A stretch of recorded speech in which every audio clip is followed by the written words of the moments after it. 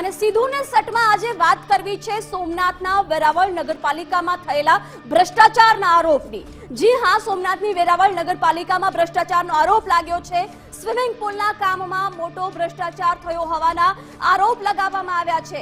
અહીં નિયમો નેવે મૂકીને લાખો રૂપિયાનું બિલ ચૂકવી દેવામાં આવ્યું છે। સામાન્ય સભામાં મંજૂરી વિના જ મસમોટું બિલ છે ચૂકવી દેવામાં આવ્યું છે। પાલિકાને 22.22 લાખ રૂપિયાનું નુકસાન પહોંચાડવામાં આવ્યું છે। ચીફ ઓફિસર, ઇજનેર અને ઓડિટર ઉપર પણ આ મામલે ગંભીર આરોપો લાગ્યા છે। નગરપાલિકાના પ્રાદેશિક કમિશનરે સરકારને રિપોર્ટ આપ્યો છે। 18% વ્યાજ સાથે વસૂલાત કરવા માટે થઈને રિપોર્ટમાં ઉલ્લેખ પણ કરવામાં આવ્યો છે। આપણે જણાવી દઈએ કે જયરાજ એન્ટરપ્રાઇઝને આ સ્વિમિંગ પુલનું કામ સોંપવામાં આવ્યું હતું। વેરાવળ પાટણ સંયુક્ત નગરપાલિકાના એક વિકાસના કામ માટેનું એ નાનું કામ હતું। એ કામના અનુસંધાને સરકારશ્રી કક્ષાએ એક ફરિયાદ થયેલી। એ ફરિયાદ નગરપાલિકાને અહેવાલ માટે મોકલવામાં આવી, પણ નગરપાલિકા દ્વારા એના માટે કોઈ રિપોર્ટ ક્લિયર ન થયું હતું। એટલે અમારી કક્ષાએથી એની તપાસ કરી અને એમાં સક્ષમ અધિકારીની મંજૂરી તેમજ જે વહીવટી પ્રક્રિયા થવી જોઈએ એનું ઉલ્લંઘન થયેલું છે પ્રાથમિક રીતે એવું જણાયું હતું। એના માટે ચીફ ઓફિસર અને જે કર્મચારીઓ જવાબદાર છે એના માટે જરૂરી કાર્યવાહી માટે સરકારશ્રીમાં રિપોર્ટ કરેલ છે। કાર્યકર્તા બાબુભાઈ ચોપડા આપણી સાથે જોડાયા છે। બાબુભાઈ, સ્વાગત છે ગુજરાત ફર્સ્ટમાં। શું કહેશો જે પ્રકારના આરોપ લાગ્યા છે વેરાવળ નગરપાલિકામાં સ્વિમિંગ પુલના કામમાં ભ્રષ્ટાચારને લઈને? એમાં મેડમ એવું છે કે જે નગરપાલિકા વેરાવળ પાટણ સંયુક્ત નગરપાલિકામાં જે સ્વિમિંગ પુલનું કામ હતું એ જયરાજ કન્સ્ટ્રક્શન નામની જે કંપનીને કામ આપવામાં આવેલું હતું। તે કામની અંદર 22,22,616 રૂપિયાનું જે કામ હતું આખું, તે કામનું કોઈ પણ પ્રકારનું ટેન્ડર કે વહીવટી પ્રક્રિયા કર્યા વગર જે એની સિસ્ટમ છે, જે 5 લાખ ઉપરના કોઈ પણ ટેન્ડર હોય તો તે ટેન્ડરને ઓનલાઈન કરવાનું હોય છે, એની જગ્યાએ આ લોકોએ ઓફલાઈન કરેલું હતું। એટલે એક આ સંગઠન અને વેરાવળ પાટણ સંયુક્ત નગરપાલિકા જે ભાજપ શાસિત હોવાને કારણે સંગઠનના લોકો આમાં હસ્તક્ષેપ કરતા હોય તે પ્રકારનું મને લાગી રહ્યું છે। જી, એટલે 22.22 લાખ રૂપિયાનું અહીં પાલિકાને નુકસાન પહોંચાડવામાં આવ્યું છે। અહીંયા આખો પૈસાનો ખોટો વ્યય થયો હોવાનું આપ માની રહ્યા છો? હા, એ 100%ની વાત છે કે એક સંસ્થાને આવડું મોટું નુકસાન જે થઈ રહ્યું છે, એક અધિકારી અને કર્મચારીઓને મિલીભગતને કારણે આ બધું થઈ રહ્યું હોય તે સ્પષ્ટ જણાઈ આવે છે। કમિશનર દ્વારા ઇસ્યુ કરવામાં આવેલ છે, તે પરિપત્ર ઇસ્યુ એ પ્રકારનો કરવામાં આવેલ છે। 22.616 નું જે પરિપત્ર છે એમાં તમામ અધિકારીઓ અને કર્મચારીઓએ 18% વ્યાજ સાથે ચૂકવણું કરવું તે પ્રકારનો પરિપત્ર ઇસ્યુ કરવામાં આવેલ છે। એટલે આની માટે આપ કોને જવાબદાર માની રહો છો? ક્યાં ક્યાં ક્ષતિઓ કોનાથી રહી છે?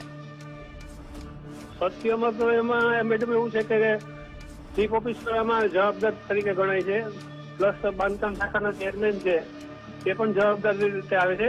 અને એક નિષ્પક્ષ રીતે તપાસ થાય ને સંગઠનની દ્રષ્ટિએ જો તપાસ થાય ને ગુજરાતના મુખ્યમંત્રી હસ્તક્ષેપ કરે આમાં, તો અન્ય ઘણા બધી કૌભાંડો આની અંદર બહાર આવે એમ છે।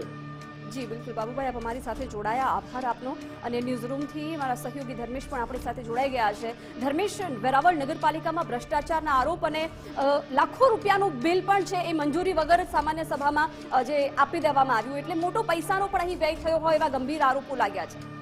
જિજ્ઞાસા, સૌથી પહેલા તો જે ભાવનગરમાં બિરાજતા જે પ્રાદેશિક કમિશનર છે નગરપાલિકાઓ તમામ એમના નેતૃત્વમાં આવે છે, એમને હું અભિનંદન આપીશ કે જે પારદર્શક વહીવટ અને ગતિશીલ વહીવટનો જે મુખ્યમંત્રીની આખી નેમ છે એ મુજબ જે ભૂલ અધિકારીઓએ કરી છે, જે ચીફ ઓફિસરે કરી છે, જે ભાજપના સંગઠનના એક હોદ્દેદારોના કોન્ટ્રાક્ટ એજન્સીને ખટાવવા માટેની જે વાત કરી છે, લાભ અપાવવાની વાત કરી છે, એની સામે એમણે સરકારમાં રિપોર્ટ કર્યો છે। એટલે અભિનંદન આપી છે સોલંકી સાહેબને કે એમણે 22,22,217 જેવી રકમ છે જે નગરપાલિકાની તિજોરીમાંથી લોકોના પૈસા એમને યુવા ભાજપના યજ્ઞેશ સિરોદરિયા, યુવા ભાજપના મહામંત્રી, કોઈ કોર્પોરેટરના સંગઠનના વ્યક્તિના કહેવાથી એમની જયરાજ એજન્સી છે એમને ચૂકવવામાં આવ્યા હતા।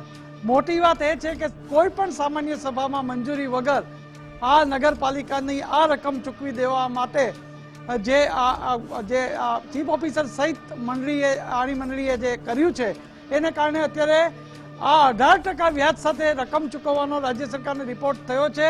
ત્યારે હું ચોક્કસ કહીશ કે રાજ્ય સરકાર એ પણ કે અને જો આવા અધિકારી હોય પછી એ ઇજનેર હોય એકાઉન્ટન્ટ હોય એની સામે પગલાં લ્યો અને ફોજદારી ફરિયાદ પણ કરો, કારણ કે જે વસ્તુ નિયમ મુજબ સામાન્ય સભામાં મંજૂરી ના આપી હોય અને એવા સંજોગોમાં તમે એક યુવા ભાજપના યજ્ઞેશ સિરોદરિયા જે મહામંત્રી છે એ કોના માણસ છે, કોના કહેવાથી અપાણું એ પણ તપાસનો વિષય છે, કારણ કે પૂર્વ શહેર ભાજપના હોદ્દેદારો પણ યજ્ઞેશ સિરોદરિયાના ખાસ છે અને વર્તમાનનો ખાસ છે।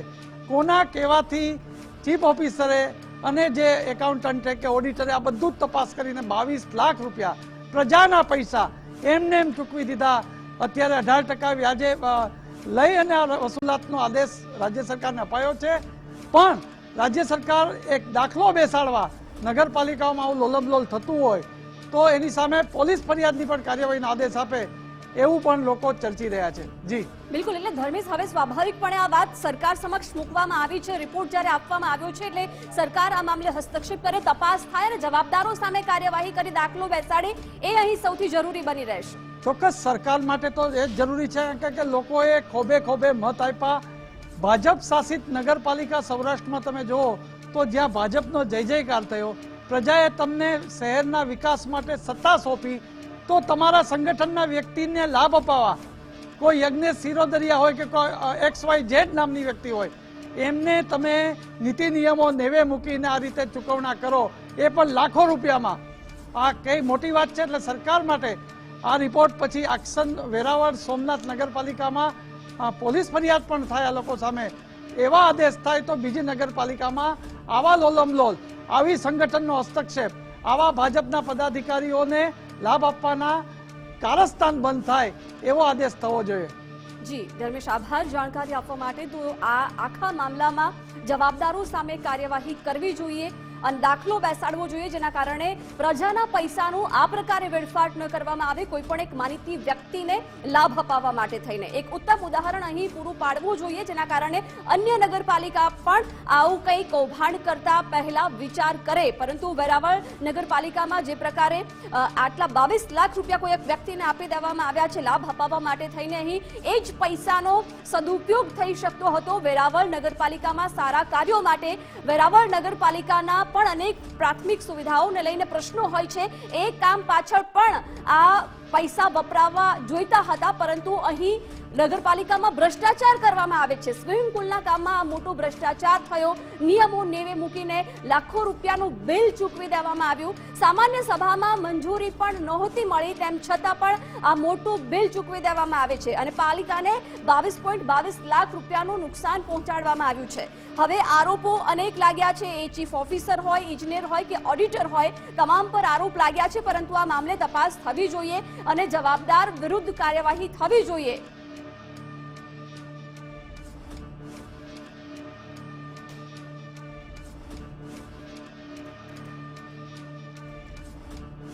તો સીધું ને સટમાં આજે બે પ્રમુખ મુદ્દાઓ ઉપર વાત કરી, જેમ વડોદરાની વાત કરી કે કોર્પોરેટર્સ હવે જ્યારે પ્રવાસ કરવાના છે ત્યારે સવાલ એ થાય કે જ્યારે કોર્પોરેટર હવે સિક્કિમના પ્રવાસે જવાના છે ત્યારે ભૌગોલિક સ્થિતિને લઈને જાણકારી મેળવે અને વડોદરા માટે કંઈ કામ થાય એ પણ જરૂરી બની રહેશે। તો બીજી તરફ જે પ્રકારે વેરાવળ નગરપાલિકામાં પણ પૈસાનો ખર્ચ થયો છે, એ મામલે કોઈ સખ્ત કાર્યવાહી સરકાર કરે તે સૌથી જરૂરી બની રહેશે। સીધું ને સટમાં અત્યારે બસ આટલું, રજા આપશો, નમસ્કાર।